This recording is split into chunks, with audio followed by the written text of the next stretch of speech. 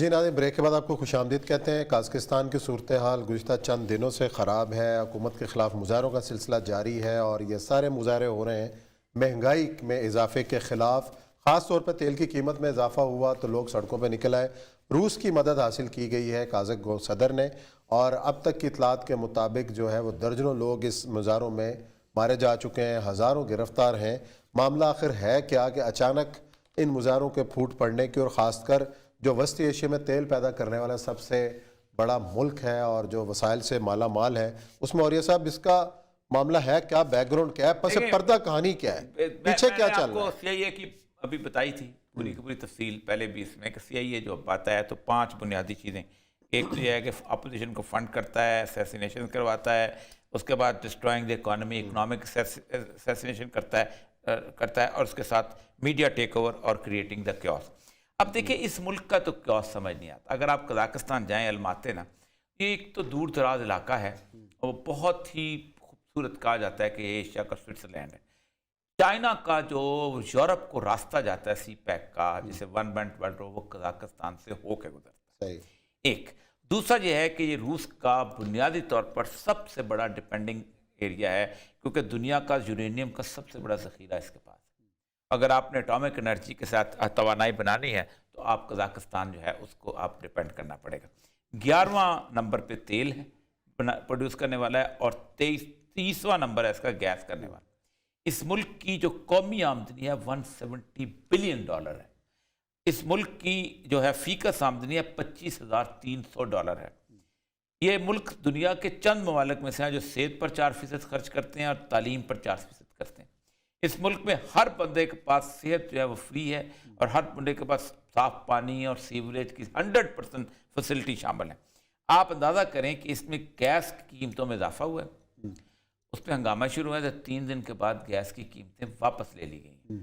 اس کے باوجود ہنگامے چلتے رہے ہیں، جن میں سے 168 افراد جو ہیں وہ ہلاک ہوئے ہیں، جس میں 18 پولیس والے بھی شامل تھے۔ اب ہو کیا رہا ہے؟ ہو یہ رہا ہے کہ وہاں پر ایک شخص ہے جس کا نام ہے نظر بایوف۔ نظر بایوف جو ہے 81 سال کے قریب اس شخص کی، اس نے وہاں پر ایک ڈکٹیٹوریل رجیم قائم کرنے کی کوشش کی، اور اس کی بھی ایک مریم نواز ہے جس کا نام ہے زریہ۔ نہیں، مریم نواز تو نہیں، اس کی بیٹی ہوگی۔ بیٹی ہے نا، بیٹی ہے نا اس کی بیٹی، اس کو لیڈر بنایا اس نے۔ پارٹی وراثت چل رہی ہے تو آپ اس کو اس سے تو نہ اس کی مطلب جیسے ہمارے ہاں وراثت ہے نا، چلو اس کا براول بھٹو کہہ دیں، لڑکی ہے اس لیے میں کہہ رہا ہوں، ٹھیک ہے۔ اس کی یہ اس کے اوپر سب سے بڑا اعتراض تھا۔ اس کی ایک دوسری بیٹی ہے کہ جو اس وقت اس کو اور اس کا داماد جو ہے اس کو اس نے بینک دے دیا ہے، مین بینک، اور اس وقت وہ سب سے اہم ترین۔ ایک تو یہ ہے کہ اس کے جو کرسچین اس کا جو نا کرپشن، اس کی بہت بڑے ینگ زائل فیلڈ کے حساب سے بھی اس کے بارے میں کہا جاتا ہے۔ وہ امریکہ کا سب سے بڑا انٹرسٹ یہ ہے کہ اس کا جو بڑا سب سے آئل فیلڈ ہے جو 2,50,000 بیرل روزانہ جو ہے کرتا ہے، اس کے 50% شیئر جو ہے شیورن کمپنی کے۔ یہ ہے اس کی پوری کی پوری کنڈیشن۔ اب ہو کیا رہا ہے؟ پبلک اپرائزنگ جو ہے یہ بنیادی اصول ہوتا ہے سی آئی اے کا وہاں پر آنے کا۔ اور یوکرین میں یہ میرے سامنے نقشہ پڑا ہوا ہے۔ یوکرین کی صورتحال یہ ہے کہ یوکرین کے ارد گرد، نیو یارک ٹائم کا نقشہ ہے، اس وقت تقریباً 2.5 لاکھ کے قریب رشیا کی فورسز یہاں انگیج ہو چکی ہیں۔ آپ جب 2.5 لاکھ فورسز یہاں رکھیں گے اور یہاں پر آ کے بھی آپ رشین فورسز لے کے آئیں گے تو پھر آپ جو ہیں وہ فریجائل ہو جائیں گے۔ ایک کونا آپ کا ایسٹ کا ہے، ایک کونا آپ کا ویسٹ کا ہے۔ یوکرین میں جس دن یوکرین نے اعلان کر دیا کہ میں نیٹو میں چلا جاتا ہوں، فوراً وہاں پر نیٹو کے وہ سارے کے سارے جو ہیں ہتھیار میزائل وغیرہ پہنچ جائیں گے، اور یہ تو چین کا راستہ بند کرنے والی صورتحال ہے۔ اس کا مطلب یہ ہے کہ چیزیں اب گرم ہونا شروع ہو جائیں۔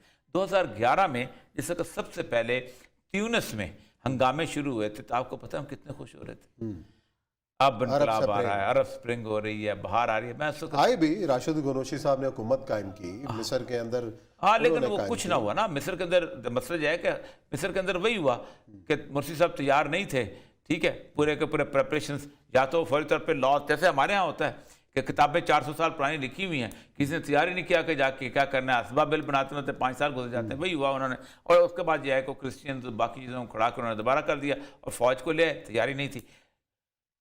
اس وقت ڈینیل جو کارنیگی انسٹیٹیوٹ میں میں 2011 میں لیبنان میں تھا، تو اس زمانے میں انہوں نے وہ سارے اس پہ ڈسکشن ہو رہی تھی کہ یہ ایک ڈیموکریسی اور فنڈامنٹل رائٹس اور فلاں اس کی جنگ ہے، اور امریکہ نے واقعی اس کو اسلام کی جنگ سے نکال کے فنڈامنٹل رائٹس کی جنگ. اب تو غنوشی صاحب جب آئے تو ہیں، لیکن غنوشی صاحب کا اسلام جب ویسٹرنائز اسلام بن گیا، ٹھیک، وہ انہوں نے اس کو پھر ہینڈل کیا.